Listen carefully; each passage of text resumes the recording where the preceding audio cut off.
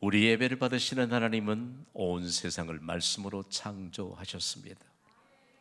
온 세상보다 하나님이 크십니다.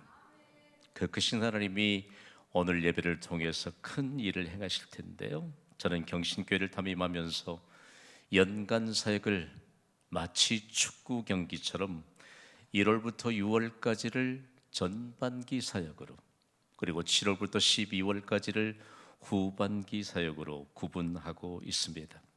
하나님이 찾으시는 예배자로 축복의 무대에 선 여러분이 좋아하시는 축구 경기는 무엇인지 모르겠습니다.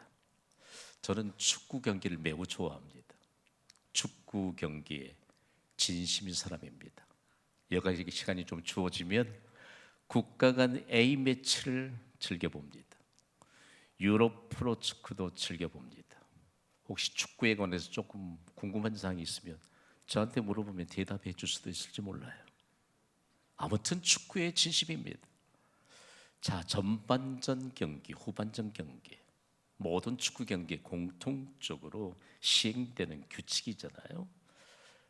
전반전 경기도 매우 중요하지만 후반전 경기는 매우 중요합니다. 왜냐하면 경기의 승패를 좌우하는 중요한 시기요, 그리고 중요한 시간이기 때문입니다. 우리에게 주어진 전반전, 하나님이 승리의 깃발을 높이 올리게 하셨는데, 후반기 사역을 통해서 이제는 2025년 사역의 성공과 실패를 가름할 수 있는 중요한 과정인데 매우 흥미진진합니다. 여러분, 후반전 경기 손에 땀을 쥐게 하지 않습니까? 우리가 7월 첫 주일부터 맞이하게 될 후반기 사역은요, 우리의 손에 땀을 쥐게 되는, 그리고 크신 일을 행하시는 하나님의 역사가 점점 확대돼가는 그런 기대와 감격이 펼쳐지게 될 것을 믿으시면 아멘 하시기 바랍니다. 그리고 후반기 때는 우리가 정말 하나님이 주시는 새 힘을 공급받아서 기적적인 하나님의 역사를 함께 증거해야 합니다. 그렇다면 지난 6개월 동안 하나님이 얼마나 많은 일들을 우리에게 행하셨는지 모릅니다. 크신 일을 행하신 하나님 앞에 우리가 해야 할 일은 과연 무엇일까요? 우리가 해야 할 일은 하나님이 행하신 이 일에 대해서 아는 것입니다. 여러분, 하나님을 과연 어떤 분이실까?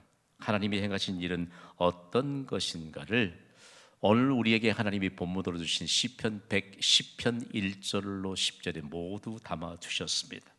하나님이 행하신 일은 도대체 무엇일까요?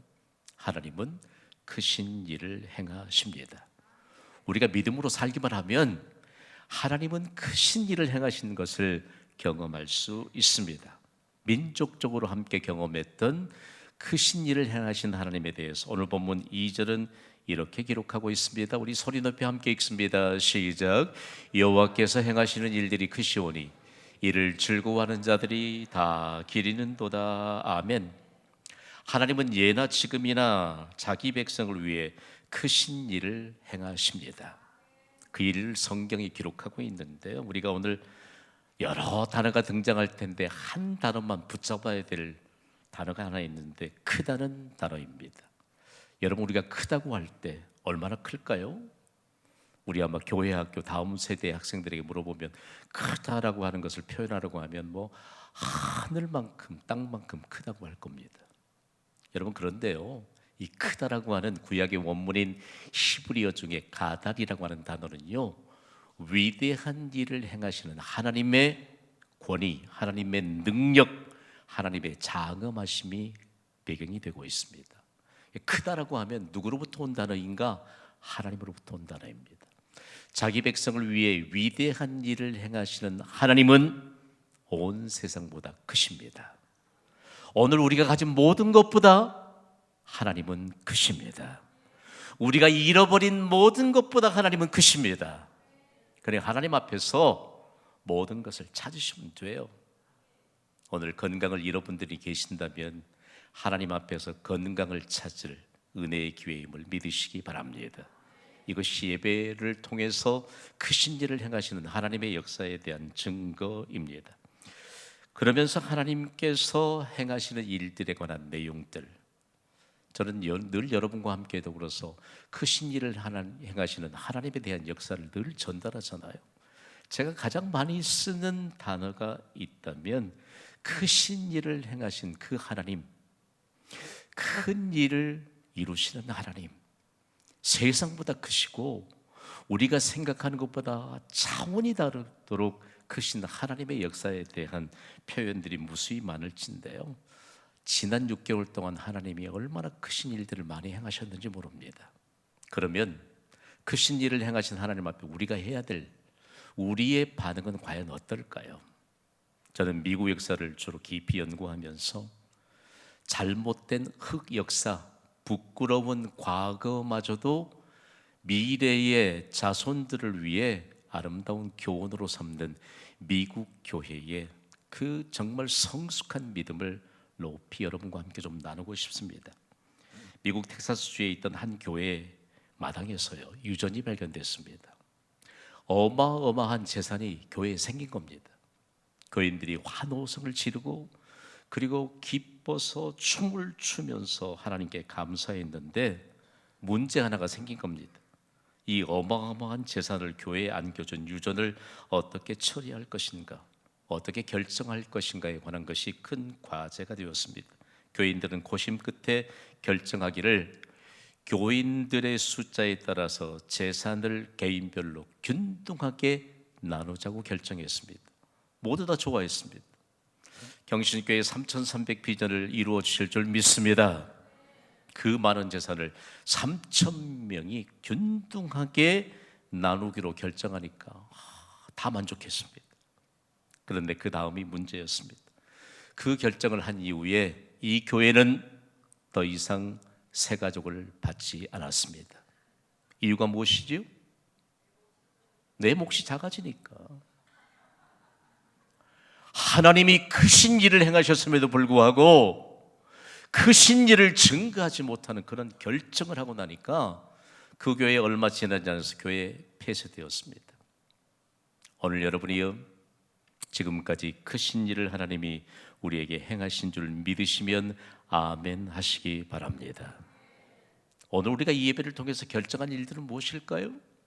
지금까지 하나님이 얼마나 크신 일들을 행해 주셨는데 하나님의 크신 일을 행하심을 증거할 수 있는 그런 결정은 하지 않고 오히려 자기중심적인 이기적인 일에 결정했다면 오늘 여전히 우리에게 은혜는 상관없을지 모릅니다. 크신 일을 행하신 그 하나님, 도대체 어떤 크신 일을 행하셨을까? 오늘 시편 기자는 기적을 행하시는 하나님에 대해서 증거합니다. 오늘 본문 시편 111편 4절 말씀은요, 우리의 마음에 꼭꼭 새겨두어야 합니다. 소리 높여 읽습니다. 시작. 그의 기적을 사람이 기억하게 하셨으니 여호와는 은혜로우시고 자비로우시도다. 아멘. 자꾸 구약성경에는 여호와라고 하는 하나님의 이름이 등장합니다. 가끔씩 묻기도 해요. 여호와는 영원전부터 영원까지 존재하시는 하나님의 이름입니다. 영어의 비동사는 존재를 의미하잖아요. 여호와, 야훼, 구약 성경을 통해 주신 하나님의 이름은 영어의 비동사로 여러분이 기억하시면 명확합니다. 영원 전부터 존재하셨고 영원까지 존재하십니다. 그분이 살아계신 하나님이십니다. 그러면 신약 시대에 우리가 여호와를 어떻게 만나고 경험할 수 있느냐? 여호와, 영원하신 그 하나님의 실제로 예수님이 이 땅에 오셨습니다. 그분은 내 안에 계십니다. 예수 그리스도는 어제나 오늘이나 영원토록 동일하시니라. 그분이 바로 영원하신 하나님. 그래서 우리는 예수의 이름을 선포하면서 기적을 행하시는 하나님을 만나는 것입니다. 오늘 예배도 예수의 이름으로 함께 찬양하고 예수의 이름으로 우리가 예배하는 모든 이들에게 기적을 행하시는 하나님의 은혜가 임하게 될 줄 믿습니다. 기적이 도대체 뭘까요? 기적은 사람의 상식으로는 일어날 수 없는 놀라운 하나님의 행위입니다. 저를 좀 마음을 열고 좀 말씀을 받읍시다. 우리는 태어나면서부터 비참한 죄인의 신분으로 태어났습니다. 아닌 분 한번 손 들어 보세요. 만약에 우리가 비참한 죄인의 신분으로 태어나지 않았다면 절대로 죽어서는 안 됩니다. 우리가 죽게 된 것은 죄인으로 태어났기 때문입니다. 죄를 가진 사람은 한 번 죽게 되어 있습니다. 그러나 예수 그리스도를 구주로 영접한 자들에게는 영원한 생명을 주십니다. 예수는 하나님의 생명이요 영원한 생명입니다. 하나님이 영원 전부터 계시고 영원까지 계시는데 그분이 바로 예수예요. 그러면서 오늘 우리에게 있어서 기적은 도대체 뭘까? 용서받지 못할 죄를 가지고 태어난 우리가 예수님의 이름을 부르고 예수님을 구주로 영접한 순간 죄로부터 해방되고 영원한 생명을 얻게 된 것, 이것이 기적 중의 기적입니다. 그러면서 우리가 구원받은 이후에 하나님은 기적이 상식이 되게 하십니다. 다윗이요, 인류 역사상 가장 손꼽는 성군, 가장 위대한 업적을 남긴 왕으로 그렇게 우리에게 일컬음을 받잖아요. 그가 백성을 통해서 가장 중요한 것을 강조했는데 구원의 증거인 예배입니다. 예배, 하나님 앞에 춤추는 예배자가 되자. 백성들이여, 우리가 춤추는 예배자가 되면 우리에게 살 길이 열린다. 함께 하나님 앞에 나아가 예배하면서 민족 부흥을 일으켰습니다. 그런데 민족적인 하나님의 기적이 임합니다. 셀 수가 없습니다. 그래서 그 놀라운 경험된 사실들을 시편 40편 5절에 다윗은 이렇게 담아내고 있거든요. 우리 소리 높여 읽습니다. 시작. 여호와 나의 하나님이여, 주께 행하신 기적이 많고 우리를 향하신 주의 생각도 많아 누구도 주와 견줄 수가 없나이다. 내가 널리 알려 말하고자 하나 너무 많아 그 수를 셀 수도 없나이다. 아멘. 우리가 예수 그리스도를 구주로 영접했다면, 믿음으로 산다면 셀 수 없는 기적을 경험하는 인생을 보장받은 줄 믿으시기 바랍니다. 기적은요, 다른 것이 아니에요. 하나님이 온 천지 만물을 말씀으로 창조하실 때부터 하나님은 기적을 나타내 주셨는데 그것이 다름 아닌 하나님의 창조 원리입니다.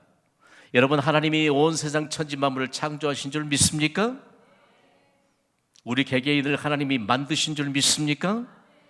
하나님의 창조 원리가 기적이에요. 그 여기엔 창조 원리는 주고 또 주고입니다. 잘 들으시기 바랍니다.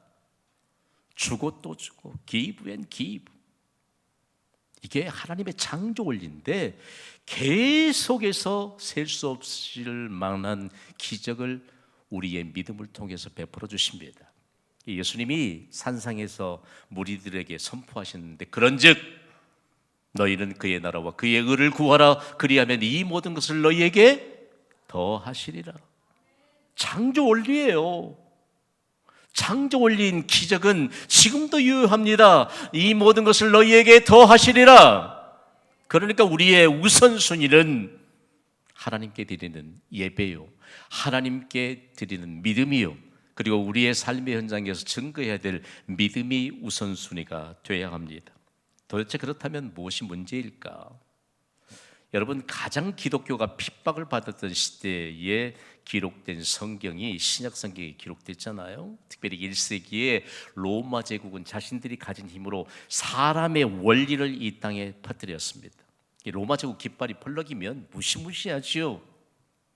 그냥 복종해야 되는 그런 상황 속에서요, 사도 바울은 로마 제국 심장부에 세워진 로마 교회의 성도들에게 핍박에 대한 내용들을 언급하지 않고요, 하나님의 창조 원리인 기적에 근거해서 로마서 8장 32절에 이런 서신을 보냈거든요. 우리 함께 읽습니다. 시작.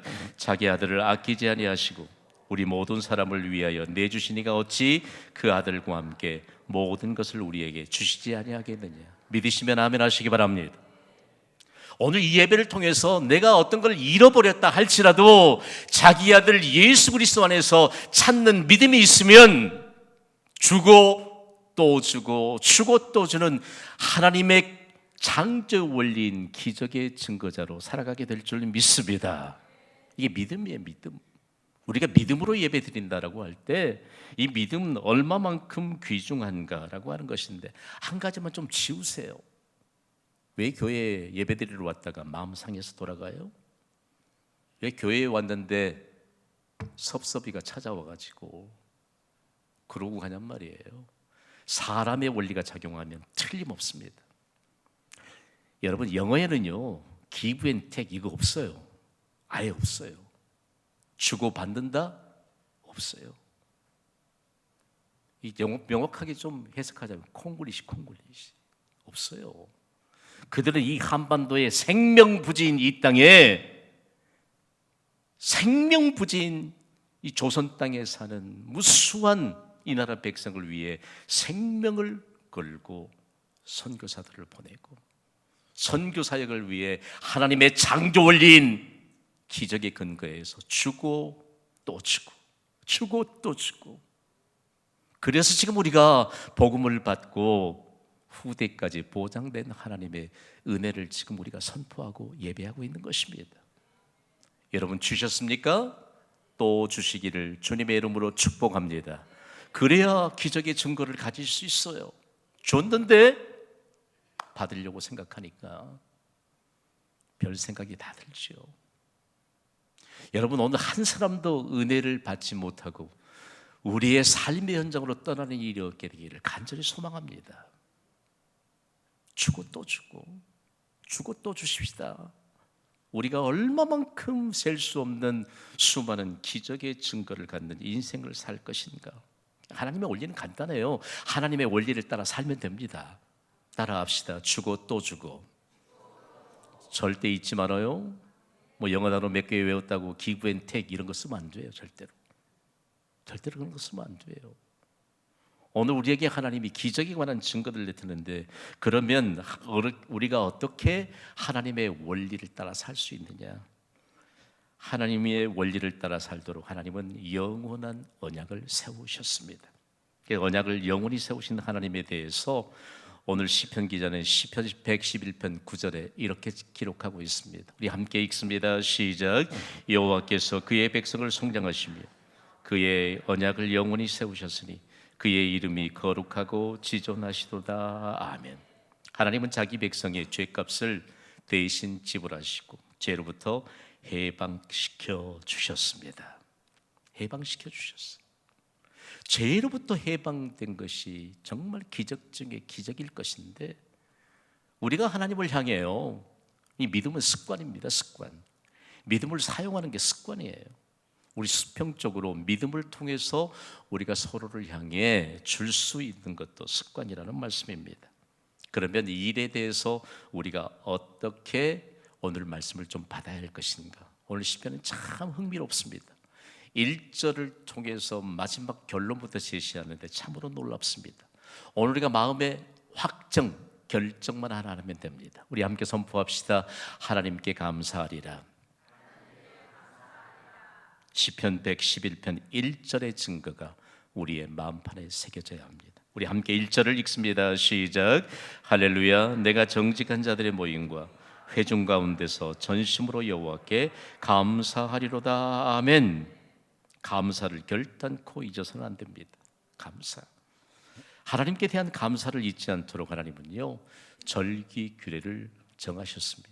구약 성경엔 하나님이 행하신 큰 일들을 절기별로 이렇게 지키도록 하나님이 명령하셨는데, 구약 성경에 기록된 모든 절기는 신약 시대에 예수님이 부활하신 주일로 온전히 계승되었습니다. 믿으시기 바랍니다.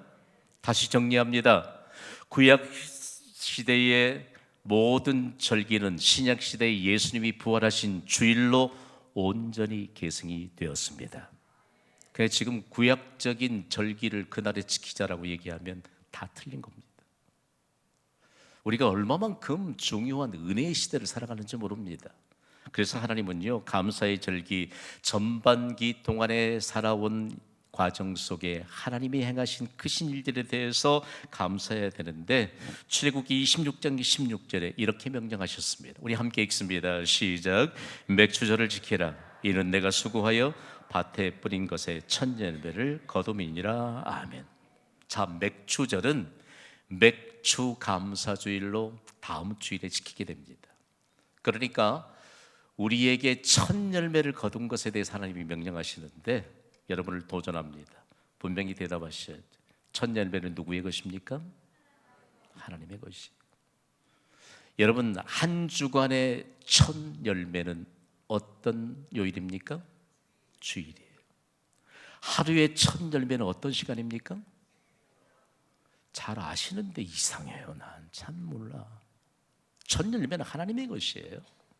첫 열매는 하나님의 것입니다. 자, 중요한 것은 이 첫 열매에 대해서 감사하라고 맥주절에 대한 명령을 하시는데 이때가 바로 언제인가? 퀴즈. 1번 광야, 2번 가나안. 어디죠? 광야입니다. 광야에 40년 동안 지내는 동안 아직 광야는요, 아무리 물, 온도, 공기가 적합하게 갖추어진다 할지라도 싹을 틔우지 못하는 땅이 광야입니다. 곡식 심어도 싹 안 나요. 그러니까 열매를 거둘 수가 없는 것이죠. 그런데 맥추절을 지키라고 명령합니다. 좀 더 세밀하게 우리가 해석하자면 빈손이에요. 오늘 또 빈손인데 내일 또 빈손입니다. 40년 동안. 왜요? 그런데 하나님이 그 빈손에 새벽부터 뭘 내려주셨지요? 종합영양식인 만나를 내려주셨습니다. 잘 기억하십시오. 이때에 빈손인 이스라엘 백성들을 향해 너희가 가나안 땅에 들어가서 농사를 짓고 첫 열매를 거둘 것인데 맥추절을 지키라. 여러분, 이 놀라운 일입니다. 좀 더 우리의 상황에 좀 적용시켜 볼까요? 지금 우리가 사는 이 세상은요, 이 시대는요, 녹록지 않습니다. 최악의 상황입니다. 어쩌면 빈손인지 몰라요. 맥추절을 지키라. 제가 맥추절을 지키라고 선포하면 여러분은 빈손을 채워주신다 이렇게 선포하세요. 맥추절을 지키라. 빈손을 채워주신다. 믿으시기 바랍니다. 40년 동안 훈련한 겁니다.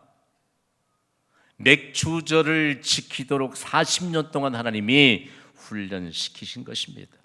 중요한 것, 오늘 우리가 누릴 수 있는 모든 것이 누구의 것인가요? 어디로부터 온 것인가?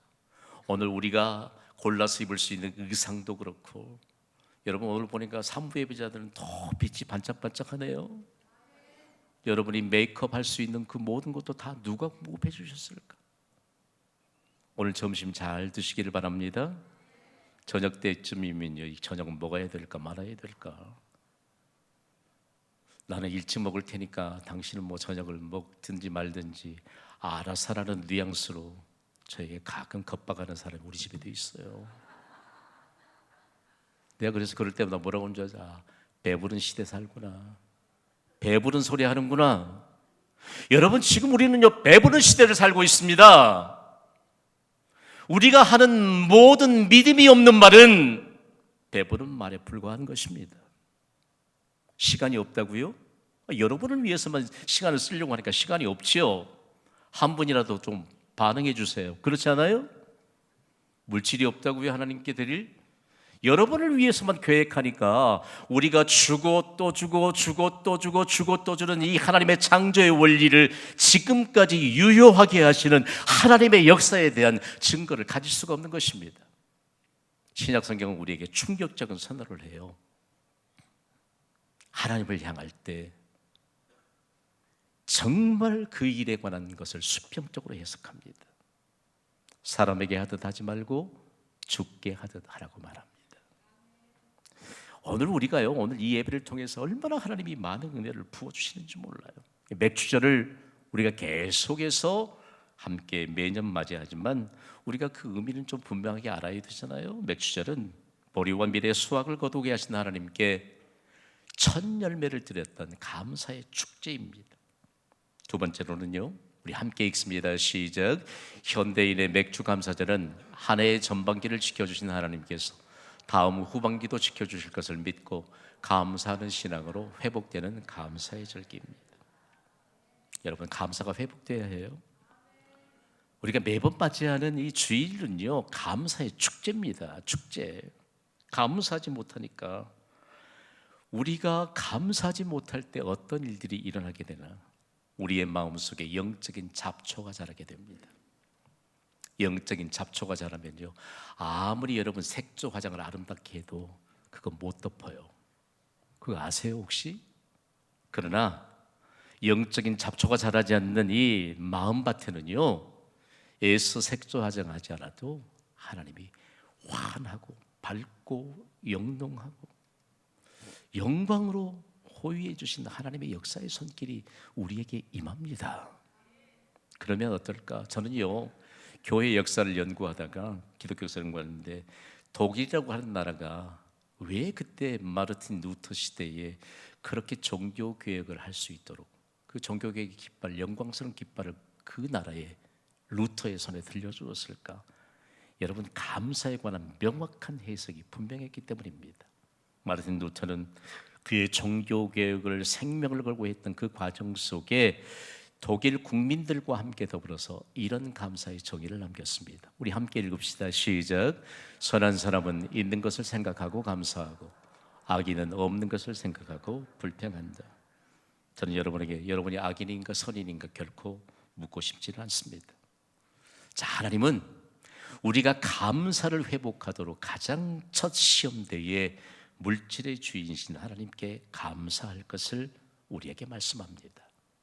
구약 성경 가운데 하나님이 계속해서 말씀하시는데 학개 선지자를 통해서 학개서 2장 8절에 얼마나 귀중한 말씀을 남겼는지 몰라요. 우리 함께 읽습니다. 시작. 은도 내 것이요 금도 내 것이니라 만군의 여호와의 말이니라. 아멘. 한국인 여러분, 산부 예배 때 한국인들이 100%네요. 우리는 조금 소유 개념이 좀 약해요. 어떤 분이 소개하는데 저는 그 마누라라고 하는 표현을 잘 안 써요. 여러분도 쓰지 마세요. 그분이 그래. 우리 마누라예요, 그래. 왜 그렇게 소개하냐고. 내가 내 마누라지, 내 부인이지. 그렇지 않아요? 자, 우리의 손에 들려진 우리가 소유하고 있는 모든 물질, Silver is mine. 그 은은 내 것이라고 하나님이 말씀하세요. Gold is mine. 우리가 가지고 있는 모든 것이 하나님의 소유라고 말씀합니다. 여러분, 우리가 하나님의 소유인 줄 믿으시기 바랍니다. 건강 잃어버리셨으면 하나님 앞에 찾으시면 됩니다. 물질 잃어버리셨으면 하나님 앞에 찾으시면 됩니다. 명예를 잃어버릴 때도 하나님 앞에서 찾으시면 됩니다. 하나님이 말씀하잖아요. 그런데 우리가 물질을 주신 하나님 앞에, 물질의 주인이신 하나님 앞에 감사할 수 있느냐? 다음으로 오늘 결론적인 메시지를 주시면서 하나님이 우리에게 도전하십니다. 결론적인 메시지를 다 함께 선포합니다. 시작. 하나님이 행하신 모든 일에 감사하라. 여러분, 감사만 합시다. 감사하면 돼요. 다음 주일은 맥주 감사 주일인데 2025년 전반기 사역을 마치면서 우리의 현재 상황을 세밀하게 살펴보았습니다. 정말 어렵습니다. 다들 어려운 상황입니다.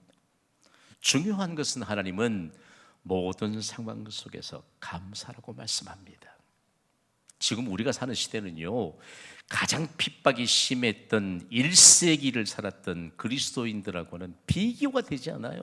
그때는 정말 생명을 담보하지 못한 상황 속에서도 예수 그리스도의 이름을 선포하고 복음을 전하고 감사했습니다.